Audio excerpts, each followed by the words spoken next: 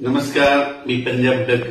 7 जुलै 8च्या दरम्यान राज्यात सांगायचं झालं तर पूर्व विदर्भ आणि पश्चिम विदर्भ विखुरलेल्या स्वरूपाचा पाऊस पडणार आहे.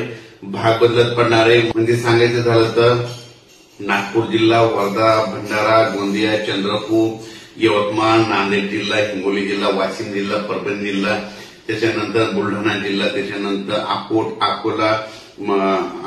अकोला, त्याच्यानंतर जालना जिल्हा, जळगाव जामोद, त्याच्यानंतर धुळे नंदुरबार या भागामध्ये म्हणजे या पट्ट्यामध्ये म्हणजे 6 जुलै 7, 8, 9च्या दरम्यान विखुरलेल्या स्वरूपाचा पाऊस पडणार आहे.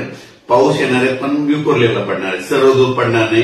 मोठा पाऊस जास्त असणार नाही म्हणून हा अंदाज लक्षात येतं.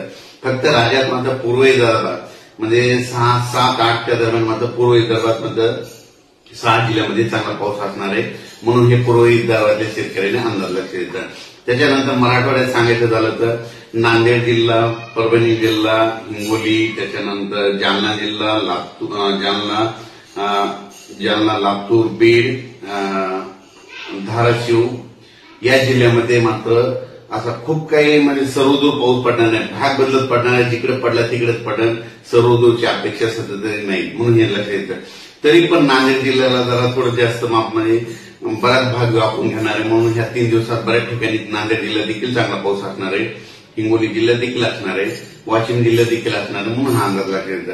त्याच्यानंतर परभणी जिल्ह्यात देखील बऱ्याच ठिकाणी म्हणजे जवळपास सर्व परभणी जिल्ह्याच्या बऱ्याच जवळपास 70% म्हणजे भागामध्ये चांगला पाऊस पडणार आहे म्हणून परभणी जिल्ह्यासाठी आनंदाची बातमी. बीड जिल्ह्यात देखील बऱ्याच म्हणजे 50% भागामध्ये ही पाऊस म्हणजे 6, 7, 8चा पाऊस, 8, 9चा पाऊस असणार आहे म्हणून हे लक्षात येतं. त्याच्यानंतर सांगायचं झालं तर लातूर, सोलापूर आणि धाराशिव या भागामध्ये विखुरलेल्या स्वरूपात आहे. म्हणजे जास्त नाही म्हणजे तिकडे मध्ये कमी प्रमाणात राहणार आहे. भाग बदलत राहणार आहे. म्हणजे सांगायचं झालं तर राज्यामध्ये हा पाऊस फक्त पूर्व विदर्भ, पश्चिम विदर्भ म्हणजे तिकडल्या पट्ट्यातच जास्त आहे. दक्षिण भागाकडे मात्र पाऊस कमी राहणार. दक्षिण भाग म्हणजे कोणता येतो त्याच्यामध्ये लातूर जिल्हा येतो, त्याच्यानंतर धाराशिव येतो, त्याच्यानंतर सोलापूर जिल्हा येतो, नगर जिल्ह्याचा काही भाग येतो म्हणून हे लक्षात येतं.